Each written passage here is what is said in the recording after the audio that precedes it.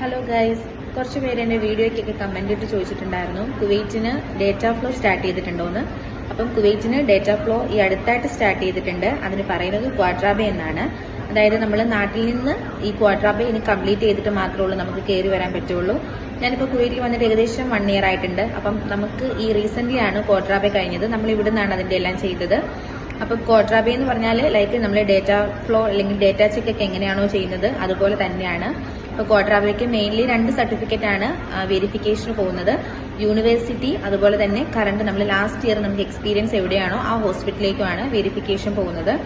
അപ്പം എന്റെ കേസ് എടുക്കുവാണെങ്കിൽ ഞാൻ രാജീവ് ഗാന്ധി യൂണിവേഴ്സിറ്റിയാണ് പഠിച്ചത്. സോ എനിക്ക് മെയിൽ പോയത് രാജീവ് ഗാന്ധി യൂണിവേഴ്സിറ്റിയിലേക്കാണ്. അതുപോലെ തന്നെ ലാസ്റ്റ് ഇയർ കറന്റ് നമ്മൾ ലാസ്റ്റ് ആയിട്ട് വർക്ക് ചെയ്തത് ഏത് ഹോസ്പിറ്റലിലാണോ നമുക്ക് എക്സ്പീരിയൻസ് ഉള്ളത് അങ്ങോട്ടേക്കാണ് പോകുന്നത്. വർക്ക് ചെയ്ത ഹോസ്പിറ്റലിലേക്ക് നമ്മൾ എന്ത് പൊസിഷനാണ് വർക്ക് ചെയ്തത്, അതുപോലെ തന്നെ നമുക്ക് എക്സ്പീരിയൻസ് ഉള്ളത് ഏത് ഫീൽഡിലാണ്, നമ്മൾ എക്സ്പീരിയൻസ് സർട്ടിഫിക്കറ്റിൽ പറഞ്ഞിരിക്കുന്ന പോലെയുള്ള ഡേറ്റ് ആണോ, അങ്ങനെയുള്ള കാര്യങ്ങളാണ് കൺഫർമേഷൻ ആയിട്ട് പോകുന്നത്.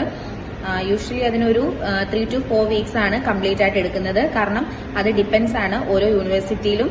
അതുപോലെ തന്നെ നിങ്ങളുടെ ഹോസ്പിറ്റലുകാർ മെയിലിന് വെരിഫിക്കേഷൻ വിടുന്നത് എത്ര ഫാസ്റ്റ് ആണോ അതിനനുസരിച്ചായിരിക്കും ആ വെരിഫിക്കേഷൻ കംപ്ലീറ്റ് ആവുന്നത്.